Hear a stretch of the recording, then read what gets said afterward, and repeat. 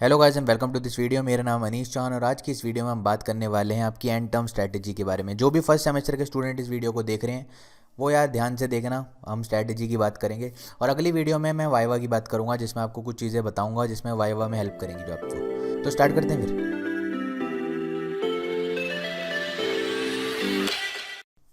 यहाँ पर आप देखो कि अप्लाइड मैथमेटिक्स 1 है, फिजिक्स 1 है। आप सब्जेक्ट से टोटली अवेयर हो, आपको ये पता लग गया है कि यहाँ पर सबसे दिमाग ख़राब करने वाला सब्जेक्ट कौन सा है। सबसे दिमाग ख़राब करने वाला है manufacturing process, electrical technology, right. ये दोनों दिमाग ख़राब कर देते हैं। कई बच्चे होते हैं जो सोचते हैं अप्लाइड मैथमेटिक्स 1 है, कई बच्चे हैं जिनके लिए ईजी है। तो ये एक तरह से वैसिलेट हो रहा है, कोई कह रहा है अच्छा है, कोई कह रहा है बुरा है। तो मैं अप्लाइड मैथमेटिक्स 1 को इतना टिपिकल नहीं समझता। ये दोनों सब्जेक्ट ज़्यादा टिपिकल हैं क्योंकि इनमें चेकिंग हार्ड होती है और पेपर भी टिपिकल आता है। उसके अलावा human value and professional ethics की टेंशन लेने की ज़रूरत है ही नहीं। आपने देखा होगा कि बहुत सिंपल सा सब्जेक्ट है। देन फंडामेंटल्स ऑफ कंप्यूटिंग, आपके नोट्स आप पढ़ के जाते हो तो आपको प्रॉब्लम नहीं होती।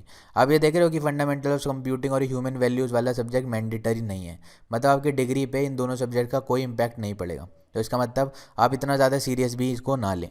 देन अप्लाइड केमिस्ट्री की बात करूँ तो मैंडेटरी सब्जेक्ट है। तो ये सारे के सारे एम जिनके पास लिखा है वो मैंडेटरी सब्जेक्ट है। तो हमें सबसे ज़्यादा ध्यान किस पे देना चाहिए? हमें ध्यान देना चाहिए सबसे ज़्यादा इलेक्ट्रिकल टेक्नोलॉजी पे। उसके बाद जो सेकंड मोस्ट है इस पे ज़्यादा ध्यान देना चाहिए manufacturing process, then applied mathematics 1, then physics 1, then last में केमिस्ट्री। जो केमिस्ट्री सबसे ज़्यादा सिंपल सब्जेक्ट है। अब कई बच्चे कहते हैं जिन्होंने इंटरव्यू की इसकी यूट्यूब चैनल पे अप्लाइड केमिस्ट्री की वीडियो देखी होगी तो उन्होंने देखा होगा कि भाई कई वीडियोस मिसिंग है। तो ये वीडियो आपको एप्लीकेशन पर मिल जाएंगी जिसका लिंक डिस्क्रिप्शन में दिया है, वहाँ पर फ्री में आप इन वीडियोस को देखिए, कोई आपके पैसे नहीं लगेंगे। तो आप इन वीडियोस को देख के अपना जो यूनिट है वो कंप्लीट कर सकते हैं। उसके अलावा हम देखते हैं कि स्ट्रैटेजी क्या अपनाएं। ठीक है, बुक्स आपको पता होंगी, आप कई बच्चे बुक से पढ़ रहे होंगे, कई बच्चे पढ़ रहे होंगे नोट से। तो कौन सा सब्जेक्ट बुक से पढ़ने वाला है, कौन सा नोट से पढ़ने वाला है ना, किस सब्जेक्ट की वीडियोस देखनी चाहिए, ये सब बातें करते हैं हम।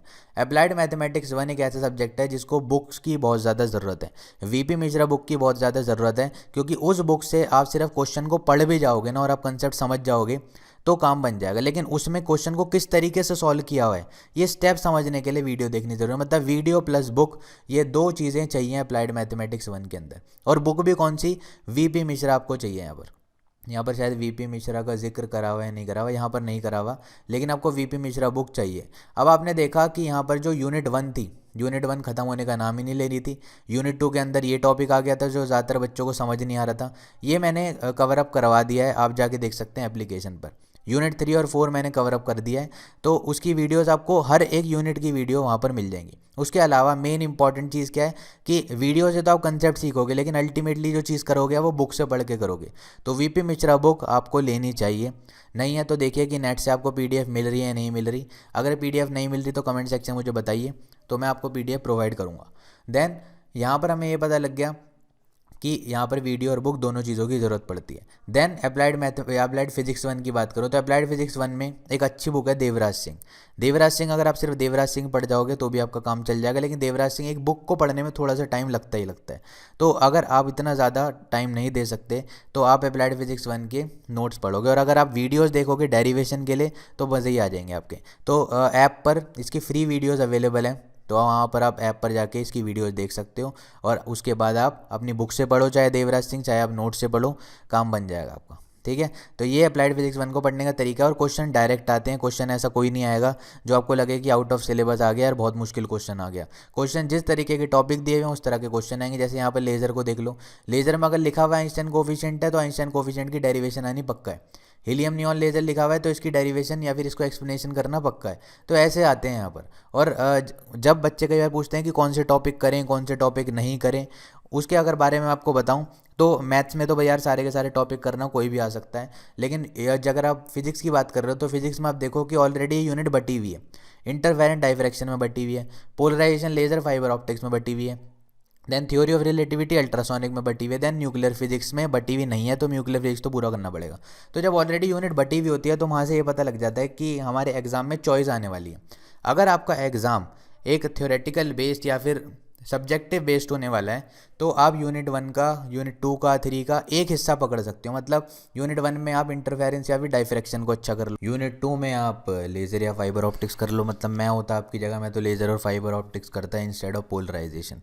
बाकी आप पोलराइजेशन भी कर सकते हो अगर आपको ये अच्छा लगता है तो। देन थ्योरी ऑफ रिलेटिविटी की जगह मैं अल्ट्रासोनिक्स करता, एंड देन न्यूक्लियर फिजिक्स तो हमारा सिंपल है ही। तो इस तरीके से मैं डिवाइड करता। आप देखो कि कहीं पे भी यहाँ देवराज सिंह नहीं लिखा हुआ, लेकिन अल्टीमेटली जो हेल्पफुल बुक है वो देवराज सिंह ही है। आगे बढ़ते हैं। मैन्युफैक्चरिंग प्रोसेस एक बहुत ही अच्छा सब्जेक्ट है, ऐसा मैं बिल्कुल भी नहीं कहने वाला हूँ, क्योंकि यार ये सब्जेक्ट आपको तपा देगा टोटली। तो ये सब्जेक्ट को हमेशा नोट से ही पढ़ना है आपको, इसको नोट से ही पढ़ना है, किसी बुक को नहीं उठाना है, वरना इतना टाइम है नहीं आपको कि आप बुक पढ़ो।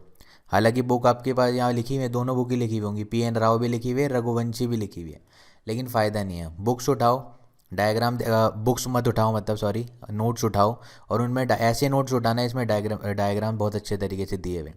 अगर सब्जेक्टिव पेपर होगा तो थोड़ा मुश्किल हो जाएगा आपके लिए, लेकिन अगर आपका ऑब्जेक्टिव पेपर होने वाला है तो चीज़ें बहुत आसान होंगी आपको। मतलब ये है कि एकदम डिट्टो वर्ड टू वर्ड रट्टा लगाने की ज़रूरत नहीं पड़ेगी, आपको सिर्फ थोड़ा समझना पड़ेगा और आप अपने दिमाग से MCQ बेस्ड टेस्ट को दे पाओगे। देन अगर हम आगे बढ़ें, इलेक्ट्रिकल टेक्नोलॉजी, यूनिट 1 और यूनिट 2 की लाइव क्लासेस भी मैंने कंडक्ट कराई थी। उसके अलावा मैंने वीडियोस भी डाल रखी हैं जो फ्री हैं, स्टडी मटेरियल में जाके देख सकते हो, इंटरवीड की ऐप आप डाउनलोड कर लीजिए। Then unit 3 and 4 I am planning based on the responses और डिमांड। अगर आप चाहोगे कि यूनिट 3 एंड 4 करें तो मैं करूँगा, क्योंकि ये थोड़ा टिपिकल समझते हैं बच्चे इस सब्जेक्ट को, तो based on that I am planning these 2 units. उसके अलावा बुक की अगर मैं बात करूं तो बुक्स की यार यहाँ पर अब मैं नहीं बोलूँगा कि किसी बुक की स्पेसिफिकली पढ़ने के लिए ज़रूरत है। कंसेप्ट आपको कोई सिखा दे, फिर आप सिर्फ न्यूमेरिकल प्रैक्टिस करो, उसके लिए आप JB गुप्ता उठा लो, AK तरेजा उठा लो, कोई सी भी बुक उठा लो, इवन आप किसी AKTU की भी बुक उठा लोगे तब भी काम चल जाएगा, सिर्फ क्वेश्चन ही तो प्रैक्टिस करने। और इस तरीके से आपका इलेक्ट्रिकल टेक्नोलॉजी हो जाएगा। ह्यूमन वैल्यूज़ की बात करने की ज़रूरत है नहीं, सिंपल है। उसके बाद आगे बढ़ें तो हमारे पास सिर्फ बच जाता है अप्लाइड केमिस्ट्री, और अप्लाइड केमिस्ट्री और FOC, राइट, FOC को भी नोट से पढ़ना है। देन अप्लाइड केमिस्ट्री की बात करूं, अप्लाइड केमिस्ट्री के लिए अगर हम देखें तो यूनिट 1 फ्यूल्स ऑलरेडी बना चुका हूं मैं, यूनिट 2, यूनिट 3 और 4 की वीडियोस बना चुका हूं, यूनिट 2 के नोट्स आपको मिल जाएंगे ऐप पर, वहाँ जाके देख सकते हो। तो मतलब काफ़ी चीज़ें आपको मिल जाएंगी, जो चीज़ें मिल रही हैं यार उनको, उनका फ़ायदा उठाओ ना आप। जो चीज़ें आपको ढूंढनी पड़ रही हैं वो टाइम आपका बचेगा। तो यहाँ पर अगर आप बुक की बात करोगे तो सुनीता रतन एक अच्छी बुक है जिससे आप पढ़ सकते हो। उसके अलावा अगर आप PC जैन या मोनिका जैन ले लोगे तो काफ़ी मोटी बुक्स हैं और मज़ा नहीं आता मतलब पढ़ने में। तो आप सुनीता रतन लेना, देखो SK कटारियन सन्स की बुक है, अच्छी बुक लगती है मेरे को तो। और अगर आप चाहते हैं कि मैं एकदम डिटेल्ड सिलेबस बताऊं, एकदम डिटेल टॉपिक बाय टॉपिक बताऊं, तो उसके लिए हम वेबिनार कंडक्ट करेंगे, और उस वेबिनार के लिए आपको रजिस्टर करना पड़ेगा इंटरमीडिएट की ऐप को डाउनलोड करके।